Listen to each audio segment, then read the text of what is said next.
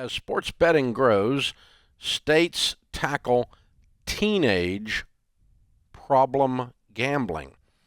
With online and retail sports betting now legal in more than 30 states, the portrait of a new problem gambler is emerging: the high school student. Although the legal age for gambling is 18 to 21, depending on the state, between 60 and 80% of high school students report having gambled for money in the past year, according to the National Council on Problem Gambling. The group says the pandemic and easy access to online gambling have heightened risks for young adults. 4 to 6% of high schoolers are considered addicted to gambling, the group says. The percentage of high school students with a gambling problem is double that of adults, research has found. And as sports betting becomes pervasive in brick and mortar betting parlors, and often for anyone with a cell phone, state gambling addiction services are underfunded. Kids who have problems fall through the cracks, says the person doing the study. So, it's a problem. 4 to 6%. That just blows my mind and breaks my heart. Well, sports betting, the advertising budget for it is astronomical. Obviously, we've seen Caesar and all the other Super Bowl ads that are running, and ads running around this stuff, pushing. And it's all based on a cool factor. You know, FanDuel, it's you're cool if you're sports betting because you're up on sports and you're a player, you know. And so mix those things with being a high school student, and you have a disaster on your hands. And parents that don't know what the flip your kids are doing online. What in the world, Mom and Dad? So, well, I can't monitor everything. Then don't let them. I mean, oh my gosh. Well, and this younger generation seems to have such a drive and a curiosity around money, which in many senses is good if they're wanting to join the Ramsey plan and do investing the right way. But we see so many kids getting involved with crypto and this, and it's just like there's so much confusion. It's like if we can channel that desire to learn about money and invest and build wealth into really stable methods, that's awesome. But this, ooh. Well, what you've got is people who are emotionally immature. They're teenagers. They're physically immature. They're teenagers. Their brains aren't fully developed. And you've got an entire generation that has never known a day without a cell phone, without a connection to the internet. That it's existed and been prevalent in their lives their entire lives. So it's very normalized. And then mix in the highly addictive behavior of gambling. Oh, and mix in ease of access and anonymity and the ability to do it in secret in a deceptive way. And you have a real recipe for disaster here. Yeah. So what would you say a parent should do if they find out that their kid is involved with this? Well, here's the thing we do know. We work with people who have financial problems in portions of our business, not all of our business, but we work with wealthy people and we work with people who have financial problems.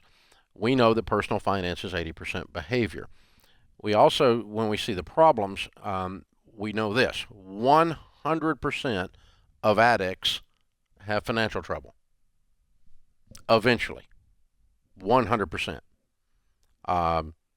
Because it screws up your life. It becomes your God. And it sucks all the actual available financial resources out of your life and channels them towards this destructive behavior. So we deal with addicts all the time, is what I'm saying. We're not specialists in helping people with addictions, but we deal with addicts all the time because of their money stuff. And so we watch these behaviors. The fastest growing addiction in North America right now, by far, is online porn. It is over the top. Online pornography now makes more total revenue in America than all professional sporting events combined. Football, NASCAR, baseball, basketball, add it all up, it doesn't even come close to online porn. It is blowing up. And guess who else that's affecting? The same exact age group, okay? It's affecting everyone, but this same exact age group, and all kinds of data on the problems that presents. The second fastest growing addiction in North America, gambling. See, you think when you say addiction, you think of alcohol, cocaine, crack, whatever. and they're all there. The old classic addictions are still around, without a doubt, but they're not online accessible. And these online accessible addictions are the ones that have scaled and are sneaky, and they sneak into people's lives, and they're easier to hide until they're not, until it blows up. And they go everywhere with you. But it's in your pocket. I have a friend of mine who has a kid that's in his 30s, and the kid, he's like $400,000 in debt on these sports betting. Oh, my. Before they figured out what's going on. He's losing everything. He's lost his job. He's probably going to lose his little wife. She's about had it, and he's destroyed his life. But he got sucked into these things, and he called me up, and he's like, can you help? And I'm like, well, yeah, I can help, but you're not going to like the solutions, because my solutions are pretty brutal, because it's a pretty brutal situation. So we're going to treat him like he's a freaking addict, because, baby, he is an addict. And 100% of addicts go broke, 100% are manipulative, and 100% lie. And so it's a brutal business to get in the dust with those folk. Yeah. And help them, to love them well. It requires a tremendous amount of courage and strength on their part and the people that are helping them. So this is so dangerous, it's unbelievable. What would I do? I would just shut down the internet. There'd just be no access. There'd be no cell phones. It would be like, okay, what would I do to a 16-year-old who was, caught driving a car with cocaine in the trunk? I'd take away the car. If the law didn't, I would. I'd be done. Okay, you can't, apparently, you don't get that these things don't go together. You don't get to have one. And because I love you so much, I'm going to bar you from access to things that are going to kill you. And whether it's a vehicle or a cell phone or online presence or avatar or whatever it is I cut out of your dadgum life because I love you so much, because you is out of control, puppy. Yeah. And that's what, man. And that is love. Even though your kid may not feel it in the moment, they won't feel it. No. Very upset in the moment. That's love. That's very loving. But it's not, the problem is it's a little difficult to tell your kid not to sports bet when you are. Ooh. It's a little difficult to tell your kid not to do crack when you are. Well, man, I know what my dad does. I know what my mom does. It's a little difficult, and so because Rachel always says more is caught than taught. So if you're running a life that's character-based and isn't tied into this garbage, then it's more easily then, it's easier for you to take a stance and go, I just love you too much to let you kill yourself.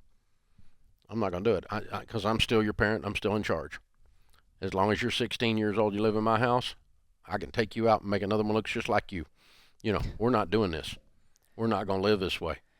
That's old school parenting. I understand some of you people think that your children have freedom. They don't. They're children. It's your job to protect them from everything, including themselves. And some of you parents are wusses. You're complete wusses. And you've got to stand up and just go, no cell phones. I mean, we were talking about cell phones in general at the break, and you got little babies, and you're going, what am I going to do when my kids get to this age? Yeah. Oh, man. I was talking to somebody recently, and they were talking about how their third grader was the only one without a cell phone. And I was like, whoa, I thought we had at least till middle school till we had to deal with that. Woo. Nope. Yeah. So, I mean, these things are, the phone in and of itself is not evil, but it is a gateway to evil. And so if you can't keep the gate shut, then we'll just not let you hang around the gate. That's a pretty simple thing. But this is dangerous stuff right here. And really, these companies, these sports betting companies, it's on them too, because they got nothing in there to keep you from doing it. They got no blockers at all. And so somebody's going to end up with a class action lawsuit shutting old Caesar down if they don't quit screwing around with these kids. This is the Ramsey Show.